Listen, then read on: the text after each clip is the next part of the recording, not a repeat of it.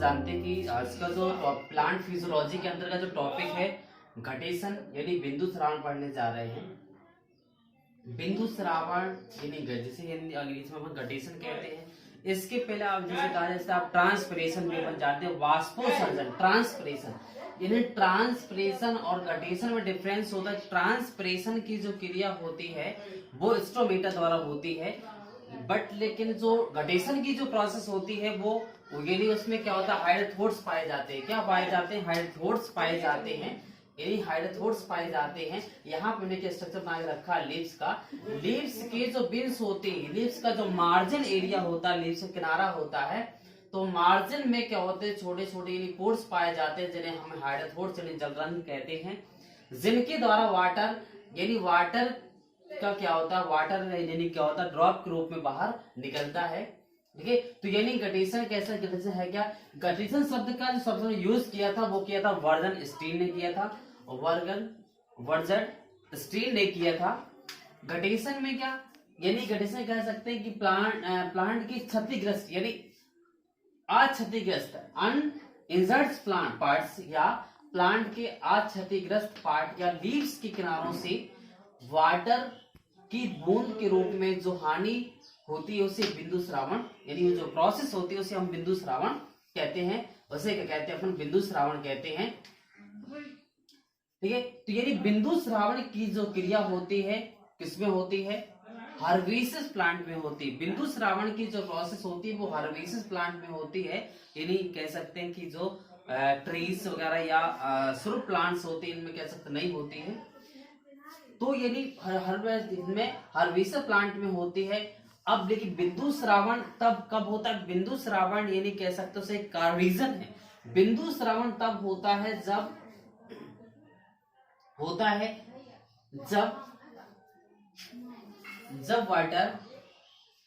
जल अवशोषण अधिक यानी वाटर का एब्जॉर्प्शन अधिक हो तथा ट्रांसपिरेशन कम होता है।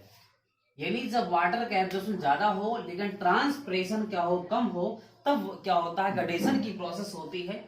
उपरोक्त स्थिति यानी किस कंडीशन में होती है? उपरोक्त स्थिति में रात में या फिर अर्ली मॉर्निंग, यानी जो घटेशन की जो प्रोसेस होती है वो तो नाइट में या फिर अर्ली मॉर्निंग के समय होती है। बिंदु श्रावण यानी जो ट्रांसपिरेशन होता है उसमें वाटर का वेपोराइजेशन होता है, बट लेकिन जो घटेशन की जो प्रोसेस होती है उसमें क्या होता है प्योर वाटर नहीं निकलता है, कुछ अन्य सब्सटेंस भी निकलते हैं। तो यानी कह सकते हैं बिंदु श्रावण में निकलने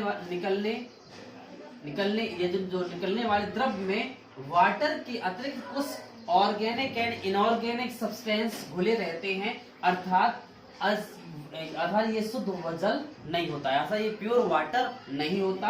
यानी द्रव्य में जल के अतिरिक्त कुछ यानी ऑर्गेनिक एंड इनऑर्गेनिक सब्सटेंस घुले रहते हैं, अर्थात प्योर वाटर नहीं होता। यानी अब इस रूप कहा जाए बिंदु श्रावण से निकलने वाले यानी संगठन की बात की जाए कि उसमें प्योर यानी कह सकते प्योर वाटर नहीं होता है, तो जो संगठन होता है उसमें वाटर के साथ साथ aspartic acid asparagine salt and sugar होता है। अब इसको कैसे अपन पता करेंगे? लेकिन जब घटेशन की प्रोसेस में जो वाटर वेपर के रूप में निकलता है और लीव की सरफेस में सूखने के बाद पदार्थ होता है लीव्स की सतह पर जम जाता है, यानी तो उसके द्वारा पता करते हैं कि यानी वाटर यानी घटेशन की प्रोसेस में क्या होता है प्योर वाटर नहीं होता, उसके साथ अदर सब्सटेंस भी मिले रहते हैं पाए जाते हैं। तो और जो घटेशन की जो प्रोसेस होती है कुछ प्लांट्स में होती है, यहाँ पे हमने एग्जाम्पल लिख के रखा हुआ है। बिंदु श्रावण की क्रिया निम्न पदार्थ यानी कह सकते हैं प्लांट्स में होती है, सॉरी यहाँ पे यानी कहते हैं निम्न प्लांट्स में होती है,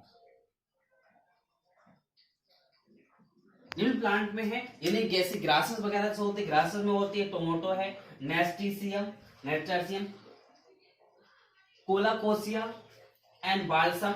वह कुकुरबिटेसी जो फैमिली के प्लांट्स होते हैं उनमें क्या होता है घटेशन की प्रोसेस पाई जाती है।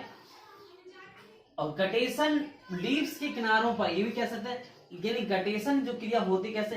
घटेशन लीव्स के किनारों पर विंस के स्थान पर पाए जाने वाले विशेष प्रकार के जो रंध्र होते हैं, रंध्रों द्वारा होती है, जिन्हें हम क्या कहते हैं, हाइड्रोथोर्स कहते हैं।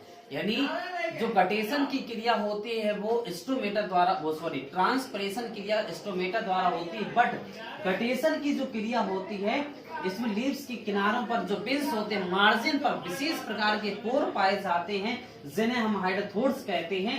और ये भी कह सकते हैं कि गटेशन की क्रिया पे एक मूल जो कारण होता है वो किस कारण होता है, वो रूट प्रेशर, यानी किसके कारण होती है, मूल दाब के कारण होती है। किसके कारण होती है, मूल दाब के कारण होती है, यानी रूट प्रेशर के कारण होती है। किसके कारण होती है, ये रूट प्रेशर के कारण होती है, मूल दाब के कारण होती है, जो यानी गटेशन की जो प्रोसेस होती है।